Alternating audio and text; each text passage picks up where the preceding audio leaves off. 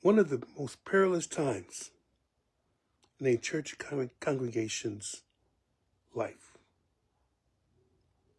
if it's an ongoing concern, is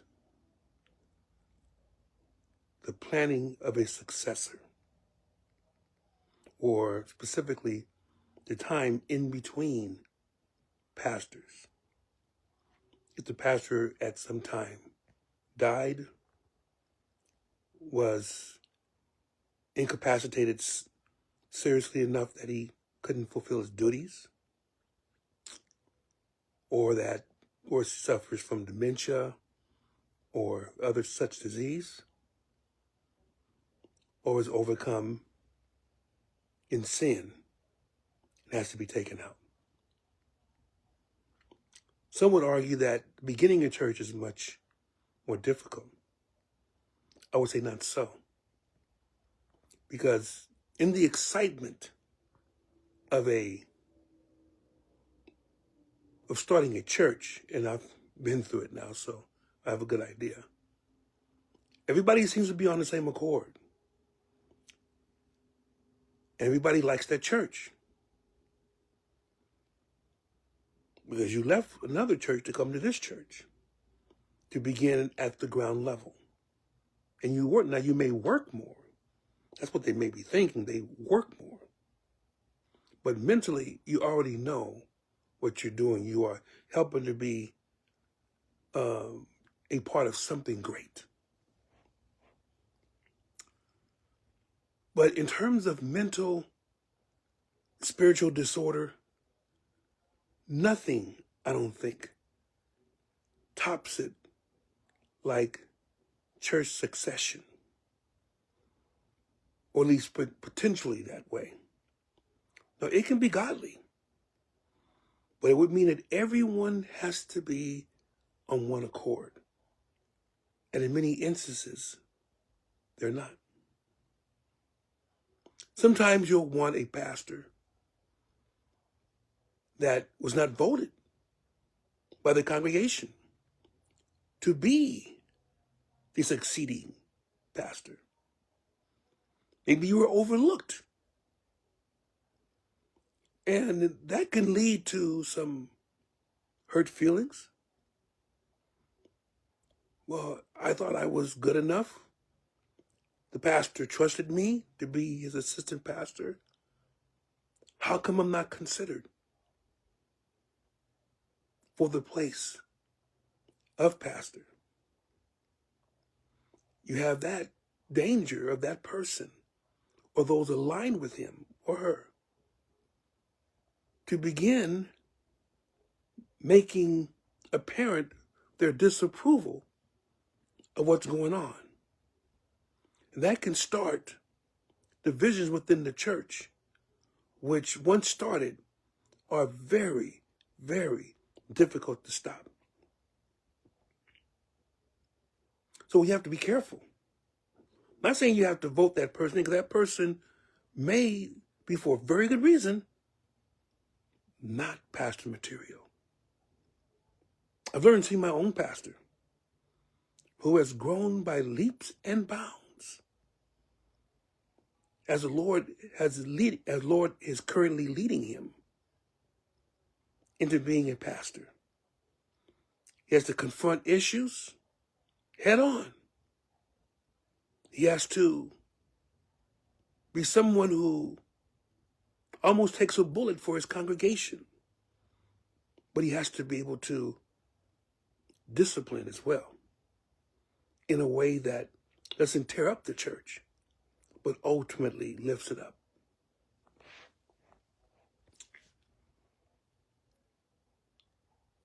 An apostolic church that essentially undergoes pastoral succession is especially hard because there is no group, there's no overlying organization. Yes, we have the Pentecostal assemblies of the world, but that is mainly a ministerial alliance. Ministers, pastors bring their churches into the Pentecostal assemblies of the world. And pastors can take churches out of that organization. But it's all due to the pastor. The pastor has the power to do that. And he may get permission from the people, or he may not. But if he feels the Lord is leading him, that's what he's going to do, or she. Now, there are other organizations that essentially, if a pastor passes away or somehow is not able to fulfill duties, that they will send somebody. This is the person who you have as pastor. Almost like you take it or leave it. We've already made the decision, this person is going to be your pastor. Sometimes they may consult the congregation, but it's still in the hands of the organization that's the persons that church is under. Because unlike in apostolic churches, like Baptist, Lutheran, Presbyterian, AME, and so on, the organization is in charge of the churches. And they can have maybe 2 people in the church. But as long as that organization feels, let's keep a foothold there, that church will keep on going. It may lose a lot of money, but it'll keep on going until such time as the organization says, we can't have this anymore. It's bleeding too much money. But that's also the organization that will install a pastor. Now, there are installation churches also. There are installation of new pastors also at the Pentecostal assemblies of the world. But that's afterwards. Almost that they have to do it. Unless you're teaching false doctrine. Then they just keep you and your church out. But you still have your church. You're the one responsible for your church. So, with apostolic succession, makes it a bit more difficult because you're depending on laws that have been set, bylaws, those that have been written before the event where the pastor cannot continue. And it should specify how a succession will take place. It should also point out that as a church, as a one pastor succeeds another, it's very imperative that they don't talk bad about the previous pastor. Sometimes it's because the pastor, the previous one, is sitting right there. I can hear everything you say. So I'm not saying to lie, but I'm saying it's within the best interest of that particular newly installed pastor that he is kind, that he is almost subservient to the older pastor, although he now has the reins of the church and he can't let the former pastor overrule him, or else he loses his standing and power as pastor. But the pastor emeritus still may be consulted on various things. That actually is the best possibility. Someone says, you know what? The Lord is leading me to hand this off to someone else. I've done my work. I've built the church. He can now take it to wherever it's supposed to go. And that's happened several times. And these are wise men that do this. Also unselfish men. Because it's hard when you've been a pastor to give up the reins. It's hard because you're used to being in that position. It's not an easy position, probably one of the hardest positions in the world, but it essentially is something that stays on with you. So to leave that, even in an emeritus status, means you have to take down a little bit. And to be honest, some people are so used to being on top that it's extremely difficult for them to relinquish it totally, that I have to keep some things to myself. And that's, again, where conflict can take place. And if the church sees that conflict, now you have people choosing taking sides. Or the fight could be internal. Maybe the family doesn't want that person. They want somebody else. And they'll wait to get it. Again, very perilous time in a church. Because so many things can happen wrong, and so many churches have shrunk or disappeared entirely because of wrong steps made in pastoral succession. I know some of you are waiting for me to say things about a particular church. I'm not going to. Because that's not my place. It's not the time to say anything about that church. I pray for that church. And they have a new leader. And I thank God for that church. And that particular pastor too. Because I know him. He's a very gracious man of God. And God's elevated him for his work. But he's an outside of this country. He's been busy. He's been busy. Lord has blessed his ministry. So him being the pastor of that church, I have no problem with that. But I'm exuberant. But I'm just saying the pitfalls that are inherent in pastoral succession, because many have lost members, many have lost their spiritual lives. And many, if their candidate wasn't chosen, leave the church. And some don't go back to another church. They stay home. They go completely out the faith to something else. That's where damage comes in.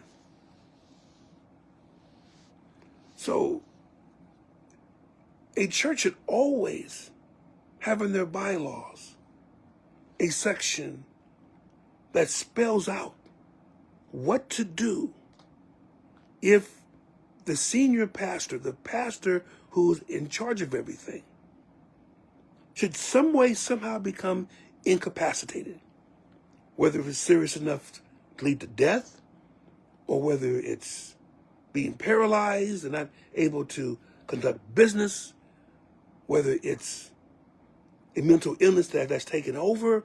These things do happen. And we have to be cognizant of that and work very carefully. Because if you choose someone and a significant portion of the people in the church don't like that choice, then they may have to be talked to, not scolded, not kicked, but spoken softly to reconcile, to rebuild bridges, to assuage their fears, to answer to them so they don't feel as if they're being left out of the process, even though you didn't choose their candidate. Because they should have an answer. And the only one that can give an answer are the pastors. Maybe the Lord led them in a different direction. That's okay. That's okay. As long as it was the Lord that led them in a different direction. So, if you hear this, maybe you can relate some stories about what happened in your church, that something happened where there had to be a newer pastor installed. I've seen some good stories out of this. I've seen some not so good. But just pray for all the churches, especially those who are undergoing or about to undergo this type of situation. Because it could mean the difference between a strong and vibrant church lasting until Jesus comes, or a church that spirals downhill or downward until it becomes extinct or non-going concern. These are things that, as an assistant pastor, I have seen over the years and even see now. As saints of God, I ask you, to whoever the Lord puts in as pastor, obey that pastor. But don't obey him blindly. But search the scriptures daily, as the Bereans did. Search those scriptures. Make sure whatever that person is saying is true. They may be taking you in a different direction. Maybe that's good. But again, read behind that pastor. And if you're concerned about the direction the church is going, be honest, you may be required to put your membership elsewhere. But leave on a positive note. Don't ever leave where you burn all the bridges. Where you burn any bridge, to be honest. Because you never know where you may have to walk across that river or stream again. And it may be already in flood stage. So it'll be much harder for you to do it. And in any case, if you read the Bible, Moses chose his successor, Joshua, some time ago. It wasn't on the day that he was about to die. It was some time before.